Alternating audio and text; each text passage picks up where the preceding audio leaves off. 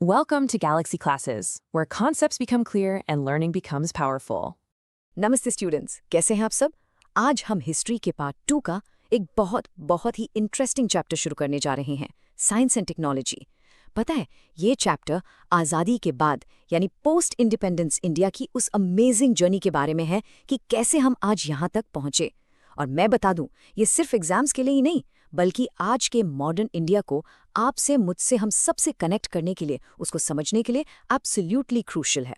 अच्छा, एक बात सोचिए, क्या आप इमेजिन कर सकते हैं कि एक टाइम था जब एक मोबाइल फ़ोन कॉल के लिए हर मिनट 17 रुपए लगते थे?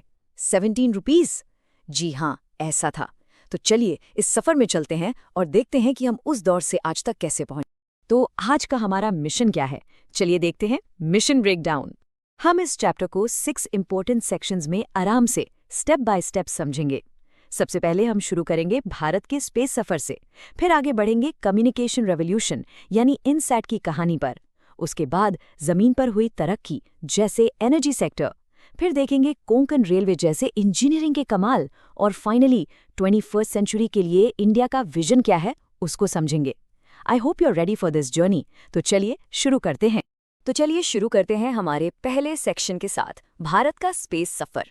आपको पता है, आज़ादी के टाइम इंडिया फाइनेंशियली यानी आर्थिक रूप से काफ़ी कमज़ोर देश था, पैसों की कमी थी। लेकिन हमारे लीडर्स और साइंटिस्ट के सपने बहुत बड़े थे। उनका विजन बहुत क्लियर था। वो जानते थे कि अगर देश को आगे ले जाना है तो स्पेस टेक्नोलॉजी में सेल्फ रिलायंट यानी आत्मनिर्भर बनना ही पड़ेगा। ये कहानी उसी जज्बे की है, उसी संघर्ष की है। तो चलिए इस सफ़र के कुछ बहुत इंपॉर्टेंट माइलस्टोन्स यानी मील के पत्थर देखते हैं।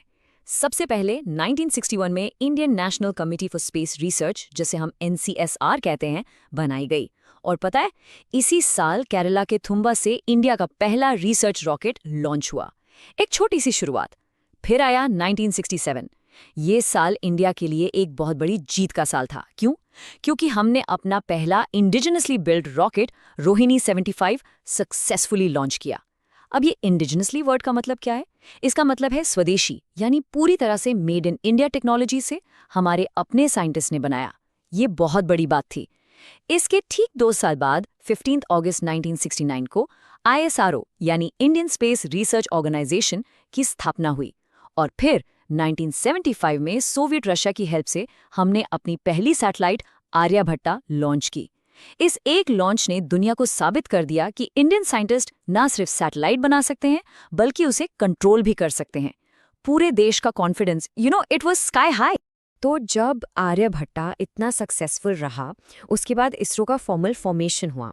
आज इसरो का हेडक्वार्टर्स बैंगलोर में है, और जितने भी सैटेलाइट लॉन्चेस होते हैं उनके लिए जो मेन स्टेशन है वो आंध्र प्रदेश के श्रीहरिकोटा में बनाया गया। अब एग्जाम के पॉइंट ऑफ व्यू से सवाल आ सकता है कि श्रीहरिकोटा को ही क्यों चुना गया? इसके पीछे एक स्ट्रेटेजिक रीज़न है।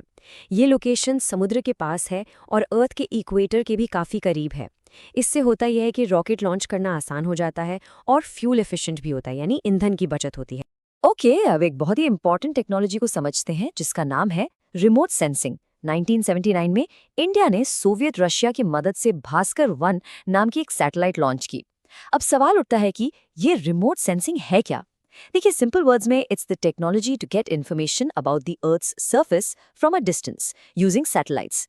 हिंदी में इसका मतलब है दूर से बिना किसी चीज को छुए उसके बारे में जानकारी हासिल करना। एक तरह से सैटेलाइट ऊपर से अर्थ का एक्सरे लेती है, उसको स्कैन करती है और सारा डेटा नीचे भेज देती है। बिना वहां फिजिकली जाए आपको जमीन के बारे में सब कुछ पता चल जाता है। कितना अमेजिंग है, राइट? और भास्कर 1 के बाद 1981 में भास्कर 2 को भी लॉन्च किया। तो ठीक है, हमने टेक्नोलॉजी समझ ली, लेकिन भास्कर 1 से मिली ये रिमोट सेंसिंग टेक्नोलॉजी इंडिया के लिए एक गेम चेंजर यानी पासा पलटने वाली चीज क्यों साबित हुई? इससे हम क्या कर पाए? देखिए, इससे हम वाटर बॉडीज यानी नदी, तालाब, झील, इन सबको अच्छे से मैनेज कर पाए। कहाँ पानी है, कहाँ नहीं, जमीन के नीचे छुपे हुए मिनरल डिपॉजिट्स यानी सोना, चांदी, कोयला, लोहा, इन सब का पता लगा पाए। मौसम का बिल्कुल सही अनुमान, वेदर फोरकास्टिंग करना पॉसिबल हो गया, जिससे किसानों को बहुत मदद मिली। हम अपने जंगल्स को, फॉरेस्ट को मॉनिटर कर पाए। और ओशनोग्राफी यानी समुद्र विज्ञान की स्टडी, ये सब पॉसिबल हुआ। ये सारा डेटा देश के विकास के लिए, डेवलपमेंट के लिए अनमोल यानी प्राइसलेस साबित हुआ। भास्कर सैटेलाइट्स के बाद आईएसआरओ रुका नहीं, उन्होंने एक और कमाल कर दिखाया। 19 जून 1981, इस डेट को याद रखिएगा, एप्पल सैटेलाइट लॉन्च हुई। एप्पल का फुल फॉर्म है एरियान पैसेंजर पेलोड एक्सपेरिमेंट। अब इसकी सबसे खास बात क्या थी? ये इंडिया की पहली कम्युनिकेशन सैटेलाइट थी जिससे, और इस पे ध्यान दीजिए, कंप्लीटली भारत में आईएसआरओ ने बनाया था। देखिए, आर्यभट्टा हमने बनाई जरूर थी, पर उसे लॉन्च करने के लिए हम सोवियत यूनियन पर डिपेंडेंट थे। लेकिन एप्पल ने, उसने हमें आत्मनिर्भरता यानी सेल्फ रिलायंस की तरफ एक बहुत बहुत बड़ा कदम आगे बढ़ाया। इससे एजुकेशन फील्ड में और इमरजेंसी टेलीकम्युनिकेशन में देश को बहुत ज़्यादा मदद मिली। ओके, तो अब आते हैं अपने सेक्शन 2 पर।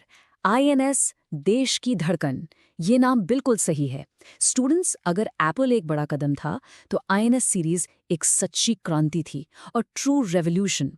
इंडियन नेशनल सैटेलाइट सीरीज में it was like the nervous system of the country. इसने पूरे देश को एक धागे में पिरो दिया और एक आम आदमी की जिंदगी को, आपकी और मेरी जिंदगी को हमेशा हमेशा के लिए बदल दिया। और इस रेवोल्यूशन का, इस क्रांति का सबसे बड़ा हीरो कौन था? वो था INSat-1B। इसे अगस्त 1983 में सक्सेसफुली लॉन्च किया गया और इस एक जस्ट वन सैटेलाइट ने इंडिया के टेलीकम्युनिकेशन, टेलीविजन, रेडियो और वेदर फोरकास्टिंग, इन सभी फील्ड्स में एक ऐसी क्रांति ला दी जिसके बारे में किसी ने सोचा नहीं था। ये सच में एक असली गेम चेंजर साबित हुई। तो आखिर INSat-1B ने आखिर किया क्या?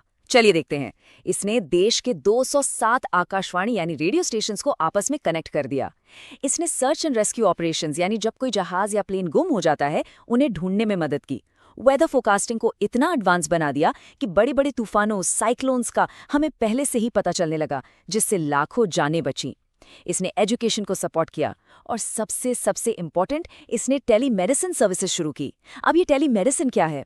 इसका मतलब है टेक्नोलॉजी की मदद से एक दूर दराज के गांव में बैठा हुआ मरीज शहर के बड़े से बड़े एक्सपर्ट डॉक्टर से वीडियो कॉल पर मेडिकल एडवाइस ले सकता था। सोच के देखिए, ये कितना बड़ा बदलाव था उस समय।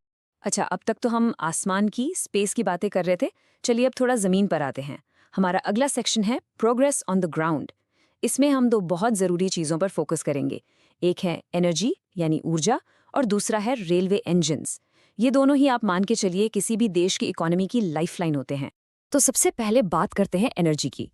1956 में oil and natural gas corporation यानी ONGC की स्थापना हुई। इसका मिशन क्या था? मिशन था देश में मिनरल ऑयल यानी कच्चा तेल और नेचुरल गैस के भंडार खोजना और उनका प्रोडक्शन बढ़ाना।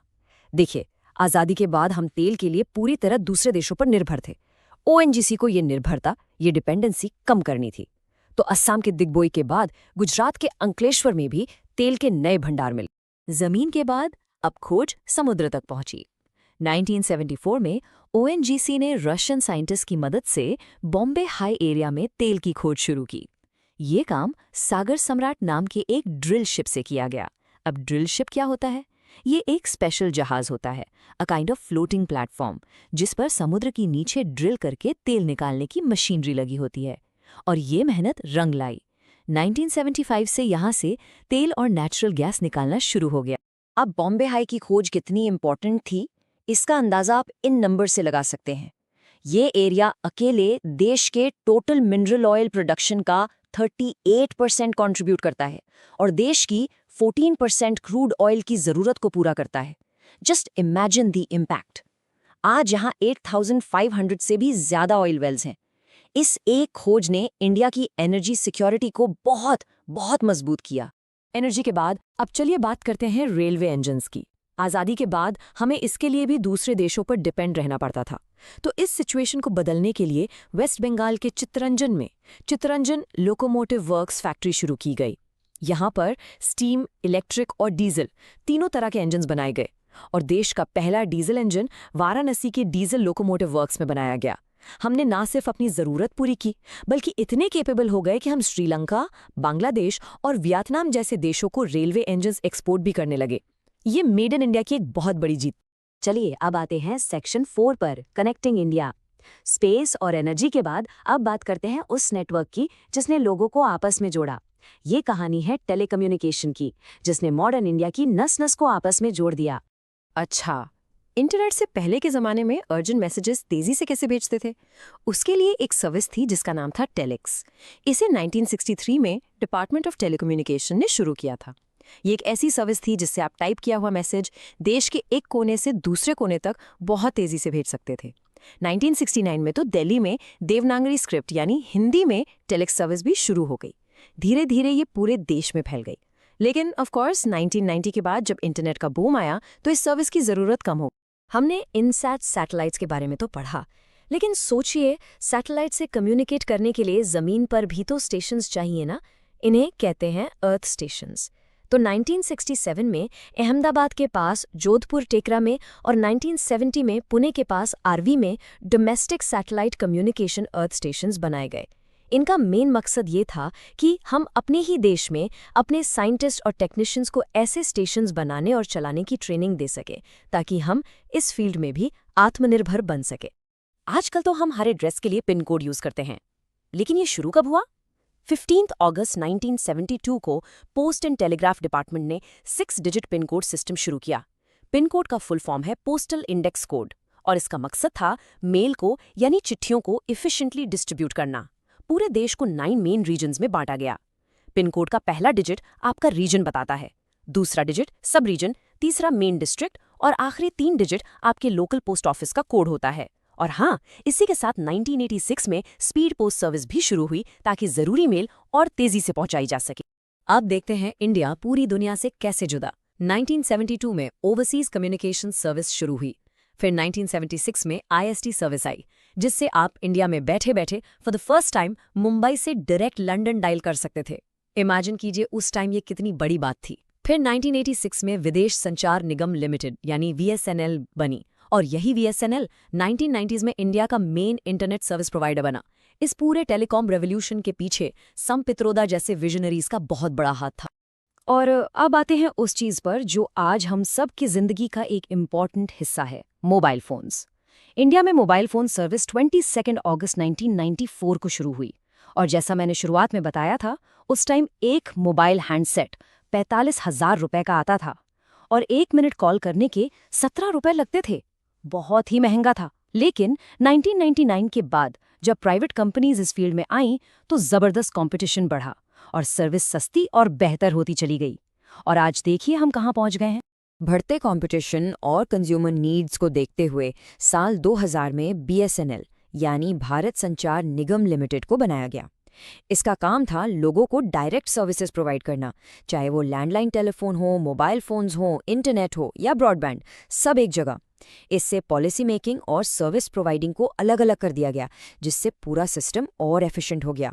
तो अब हम पहुंच गए हैं अपने 5वें सेक्शन पर, इंजीनियरिंग के कमाल।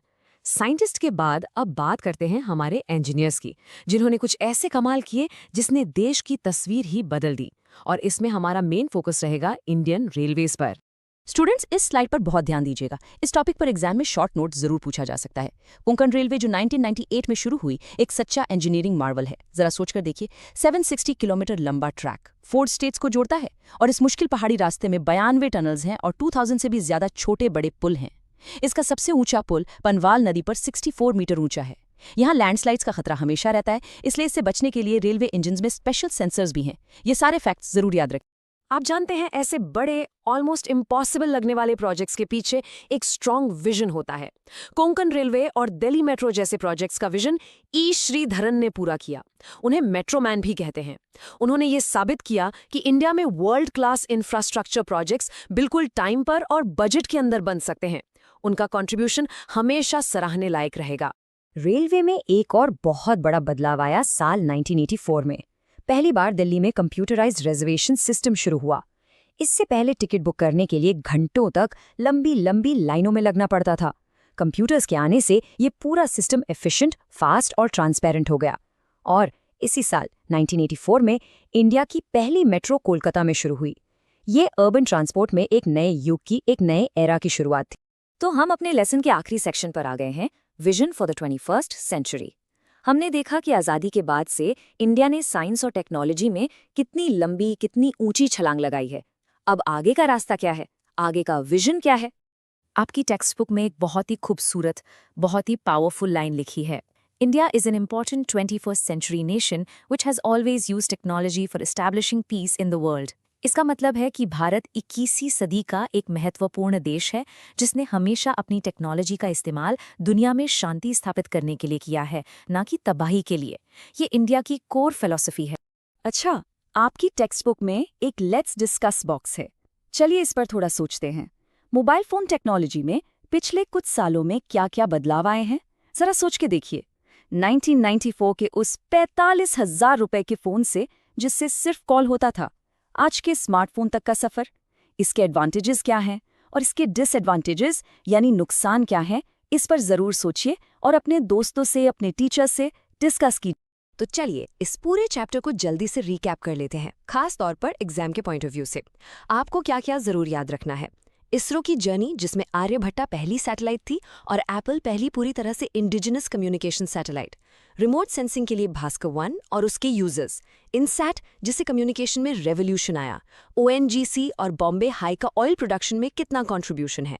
कोंकण रेलवे के सारे इंपॉर्टेंट स्टैट्स। और टेलीकॉम में पिन कोड, आईएसडी और मोबाइल सर्विसेज की शुरुआत के साल।